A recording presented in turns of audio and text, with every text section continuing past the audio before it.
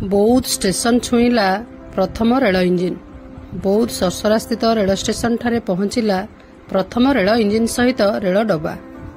बौद्ध जिलावासी बहुदिनर आशा आज किछि परिमाण में पूरण होगाकू जाउछि।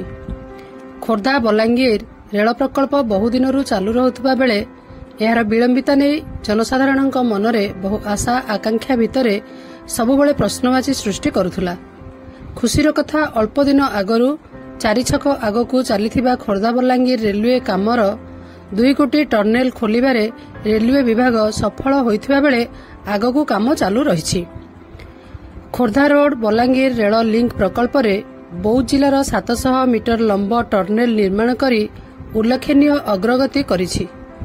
एही टर्नेल जातीय राजपथ 57 को माधवपुर रेंज संरक्षण जंगल मध्य आडेणीगढ़ चारि छक विभाग रे चलीथिबा 4.185 मीटर टर्नेल निर्माण सहित संयोग करे। 1994 अनुमोदित दीर्घदिनर विचाराधीन प्रकल्प को त्वरान्वित करिछि। ठीक समय संपूर्ण हेबा निश्चिंत करने उभय खोर्धा रोड एवं बलांगीर निर्माण कार्य चली। आज पर्यंत खोर्धा रोड रु दसपला पर्यंत 105.8 किलोमीटर एवं बलांगीर रु सोनपुर पर्यंत 47 किलोमीटर कार्यक्षम होइछि। आसंता किछि मास मध्यरे सोनपुर रु पुराणाकटक पर्यंत 73 किलोमीटर सेगमेंट शेष हेबो बोली आशा करा जाउछि। द्रुतगति उपरे गुरुत्व देई रेल मंत्रणालय एही प्रकल्प उपरे तीक्ष्ण नजर रखिछि।